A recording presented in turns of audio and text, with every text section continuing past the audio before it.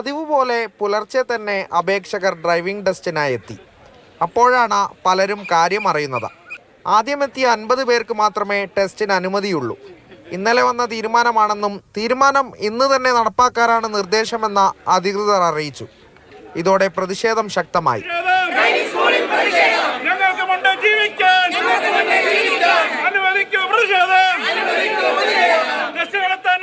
മലപ്പുറത്ത് പോലീസ് എത്തി അപേക്ഷകരോട് പിരിഞ്ഞു പോകാൻ പറഞ്ഞു.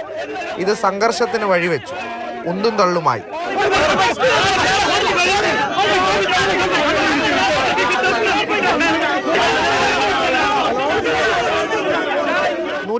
പേരാണ് മലപ്പുറത്ത് മാത്രം ഡ്രൈവിംഗ് ടെസ്റ്റിനായി അപേക്ഷ നൽകിയത്.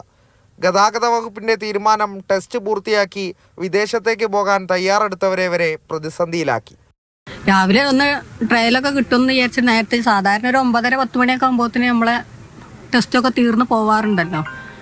ഇവിടെ എത്തിയപ്പോഴാണ് ഇങ്ങനെ പുതിയൊരു വിവരമൊക്കെ കിട്ടിയത്. ഇതുവരെ ഇന്നലെയൊന്നും ഞങ്ങൾ കാര്യങ്ങളൊന്നും അറിഞ്ഞിട്ടില്ല.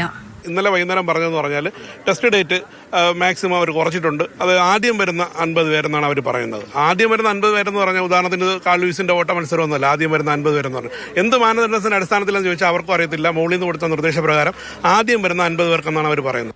അതേസമയം 6 മിനിറ്റ് കൊണ്ട് ഒരു ലൈസൻസ് കൊടുക്കുന്ന നിലവിലെ രീതി മാറ്റണമെന്ന മന്ത്രി KB ഗണേഷ് കുമാർ പ്രതികരിച്ചു. ഒരു മണിക്കൂറിൽ 10 ലൈസൻസാണ്. അപ്പോൾ ഒരു ലൈസൻസിന് കിട്ടുന്നത് 6 മിനിറ്റാണ്. 6 മിനിറ്റ് കൊണ്ട് ഗ്രൗണ്ടിൽ ടെസ്റ്റ് ചെയ്യണം. അത് കഴിഞ്ഞാൽ റോഡിൽ ടെസ്റ്റ് ചെയ്യണം. ഇതാണ് നിയമം.